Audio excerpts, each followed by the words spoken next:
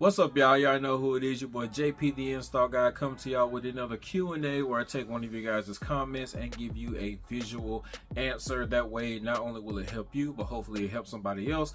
But before we actually get into the question, I do want to give a shout out to all of the subscribers. Yes, because today we just hit 50,000 subs. I am extremely happy that I've been able to pour into about 50,000 of you guys, or at least giving 50,000 of you guys enough car audio value to where you said, hey, I like watching this guy, he's giving out good information. Not only that, but we have reached over 10 million views, which is a lot.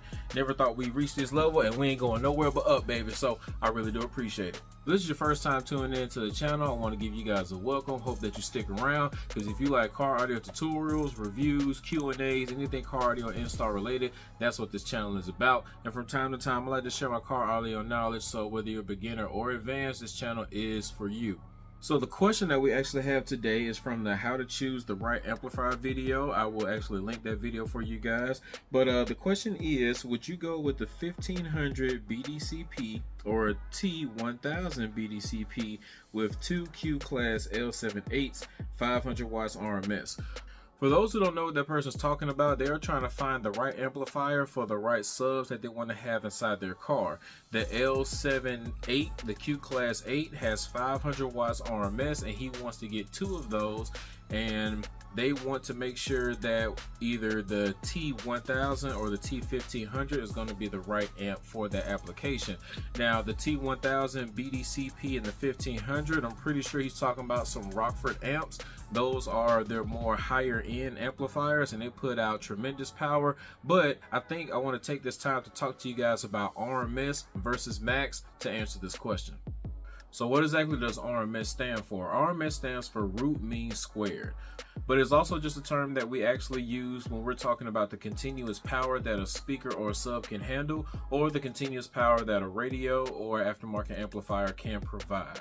Now, when you see a max rating, that's different, because it's not talking about exactly what a speaker or sub can handle all the time, or what an amplifier can put out all the time, but what is the absolute max power that that amplifier can put out, or the max amount of power that that sub or that speaker can handle. And you guys know me, I want you guys to look at the RMS 100% of the time. When it comes to car audio equipment, I never look at the max. I feel like the max number that they put on anything car audio related is just a marketing technique. Now, I'm not saying that you can reach those limits of the max, but at the same time, at what cost are you reaching those limits? So let's just say you have a cheap amplifier and it says 1000 watts max on the amp, but it's like a $99 amplifier, and then you look at the RMS and the RMS says 400 watts at 2 ohms. Well, that's letting you know that it's going to put out 400 watts of true continuous power at a 2 ohm impedance 24/7 all day, not messing up or anything else. In order to get to that 1000 watt max that they're actually claiming that the amplifier is going to do, you may have to turn that thing all the way up to where it's going to be clipping, it's going to be extremely distorted, and you're going to end up blowing up some subs, blowing up some speakers, or messing up the internal components of that amp. And truth be told, you may not know what 1000 watts sounds like on the system, because there's a lot more factors in how much bass you actually have. 1000 watts on 2 8s may sound different than 1000 watts on 2 12s because of the cone area difference from 2 8s and 2 12s. So you may get more bass with the same amount of power just because you have more cone area inside the trunk. There's a lot of factors that go into it, but what a lot of people actually end up doing is they hook up the system and they just turn the gain until the bass starts getting louder and louder to where you say, hey, yeah, that's where I want to be at. By the time we actually hear distortion, it's probably already been distorted, and we can't tell because our ears can't really hear when it actually starts crossing over from that clean point to that distortion point. And what we are hearing is we're hearing the mechanical limits being reached on the sub, and that's when we try to back it off. But if it's still dirty, then it's not going to be good. So the best way to actually make sure that everything's going to be clean and we're not going to blow anything up is to make sure that we have everything tuned properly. So yes, I'm talking about the SMD DD1. We use this to make sure that our signal is not clipped coming from the radio or whatever source you got going into the amp, and then making sure that we're not clipped on the gain going from the amp to the subs or the speakers that we're actually trying to hook up. And not only that, but we can take it a step further and actually finding out how much RMS is coming out of our system once we make sure that the signal is clean by using our digital multimeter or oscilloscope, because this is actually both of them. What you'll want to do is you want to take your positive and negative prongs leads coming off of the DMM, go into your speaker output. You want to stick those in there, tighten those down. Then you want to set your digital multimeter to voltage AC. Once that's set to volts AC, then you can actually measure the amount of output that's coming out of that amplifier in volts AC on the speaker output level. So of course you'll probably need to get a test tone, because if you're playing some type of music, then it's going to be bouncing all over the place and it'll be hard to get a good reading.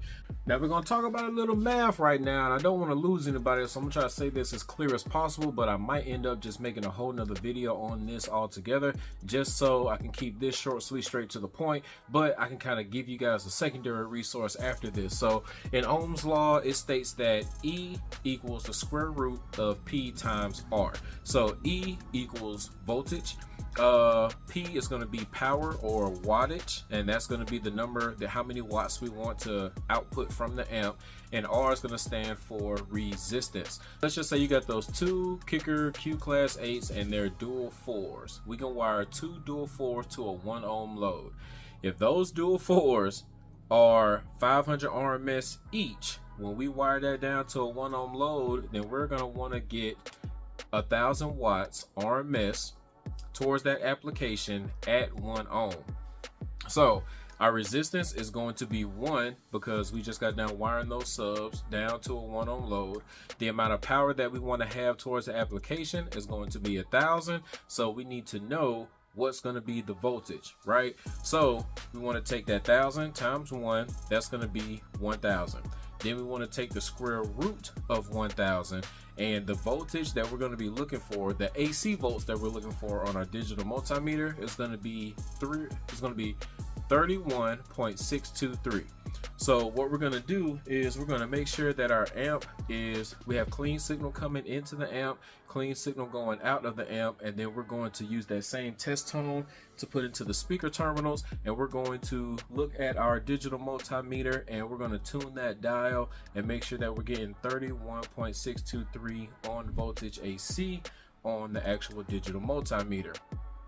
Now if we're getting 31.623 on that multimeter and the signal is still clean, then you have the perfect setup. That thing should jam all day 24/7, and as long as you make sure that you don't overdo it as far as when the subs start getting hot because you haven't given them a break and you turn it down, then you should be good. So with that being said, my answer to you will probably be use the T1000.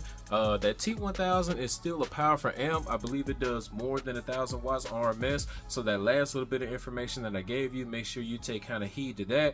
I wouldn't do the 1500. I like kind of using 1,000 watt amplifiers in a lot of systems, because with 1,000 watts it's usually not too much on your factory charging system. If you haven't done like a big 3 upgrade, high output alternator or anything like that, anything 1,000 watts or less, you can use a 4-gauge wiring kit. It can handle the power. Your lights may dim a little bit, but it's not going to mess up anything inside the car. So I hope this video has helped somebody. I hope it's helped you, because I made it specifically just for you, but for everybody else. If you guys find any type of value in the video, please hit that like button. Don't forget to subscribe, share, comment if you want to. I wanted to give this time to give a shout out to all the Patreons. You guys go the extra mile, support me in the channel, and I like the fact that a lot of you guys have found so much value that you decided to give me a little extra thanks to support the channel, because it really does help with everything that I got going on in life right now. So that is a special thank you to y'all. So that's my son. Every time you guys help out, it's help supporting him. He eats a lot for snacks. But my dad do cardio. He likes cardio. He does a great job. And he's my dad. He's father. I'm son. Yep. All right, I ain't gonna make this much longer than what it is. If you guys want to check out those products that the person was talking about in the comment, I will have those things linked down below for you guys so you can check that out. Lastly, I would like to let you know that the introduction to car audio training courses are still being made right now. I'm extremely happy about being able to pour into a whole lot of people. So whether you've been out of car audio for a while and you want to get back into it, whether you've never touched car audio and you want to learn some of them good installing techniques that I use on a daily basis, or you're a big do-it-yourselfer, or maybe you're inspiring to be an installer, these courses are going to be for you, and you will be able to get those at jpsaudio.com. I hope everybody has a blessed day. Keep going, keep growing. Peace.